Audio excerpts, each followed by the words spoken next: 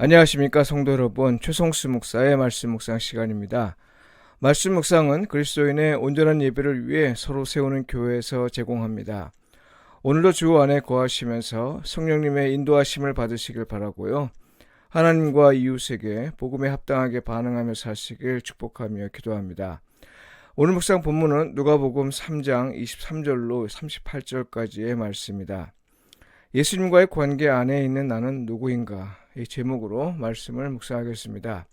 누가가 복음서를 기록하게 된 이유와 목적은 이미 알려진 사실에 대해 더 확실한 것을 전하는 데 있습니다. 이미 알려진 사실이란 예수님의 인격과 사역에 관한 거죠. 달리 말해서 사람들 사이에서 떠도는 예수님에 관한 지식을 바탕으로 하되 특별히 그것의 확실성을 높이기 위해 기록했다는 거죠. 소문을 단지 소문으로 그치지 않게 하겠다는 결의에 따른 시도입니다.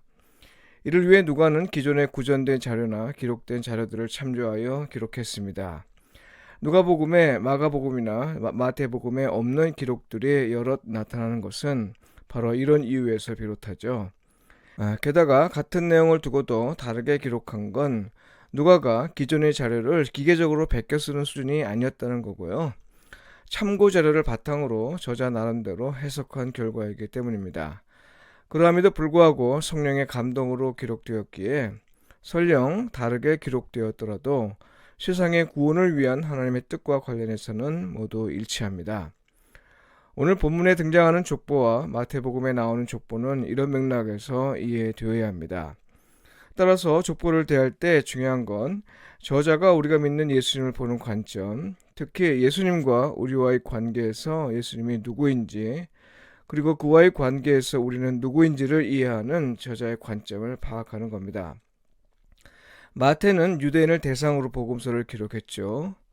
이미 예언의 형태로 혹은 묵시록의 형태로 알고 있는 메시아, 곧 그리스도에 대한 약속이 예수에게서 현실이 되었음을 보여줄 필요가 있었습니다. 아브라함의 후손이며 다윗 왕의 후손이라는 사실은 가장 중요한 포인트입니다. 이에 비해 누가는 예수님이 하나님의 아들이며 다윗 왕의 후손이라는 사실을 선포하는 것으로 만족할 수 없었습니다. 특히 이방인을 염두에 두고 기록한 것이어서 누가는 예수님과의 관계 안에 있는 우리가 누구인지 어떤 존재인지 이에 관해 밝히려 했습니다. 그러니까요, 누가는 당시에 떠도는 어떤 질문에 대답을 시도했다고 보여지는데요. 예수님 안에서 하나님을 믿는 자로서 우리는 누구인가 하는 질문입니다. 누가는 바울과 함께 선교 여행을 동반했던 사람이죠. 따라서 예수 그리스도와의 관계 안에서 이방인의 믿음과 정체성 변화에 관한 관심이 클 수밖에 없었습니다. 누가의 족보가 오름차순으로 기록된 것은 바로 이런 배경에서 이해하는 게 좋을 겁니다. 달리 말해서 족보를 유대인의 관습과 다르게 정리하면서 누가가 무엇보다 중요하게 생각한 건요, 예수 그리스도 안에서 하나님을 믿는 사람은 누구든지 하나님에게서 비롯했고 하나님에게 속한 사람이라는 겁니다. 곧 예수 그리스도는 모든 인류의 구원을 위해 오신 하나님의 아들이라는 거죠. 그러므로 우리는 예수 그리스도 안에 있을 때 비로소 하나님 아버지와의 관계를 회복할 수 있습니다. 우리는 예수 그리스도 안에서 하나님의 백성이 되고 또한 하나님의 자녀가 됩니다. 우리 같은 이방인은 예수 그리스도 안에 있을 때 비로소 약속의 기업을 받을 수 있습니다.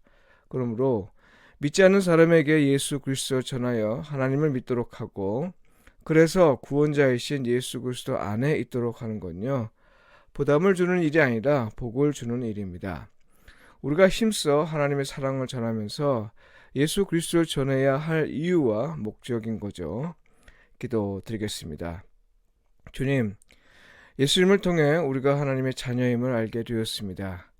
우리만 누리는 은혜가 아니라 세상 모든 사람들이 누릴 수 있도록 우리를 먼저 불러주셨음을 믿습니다.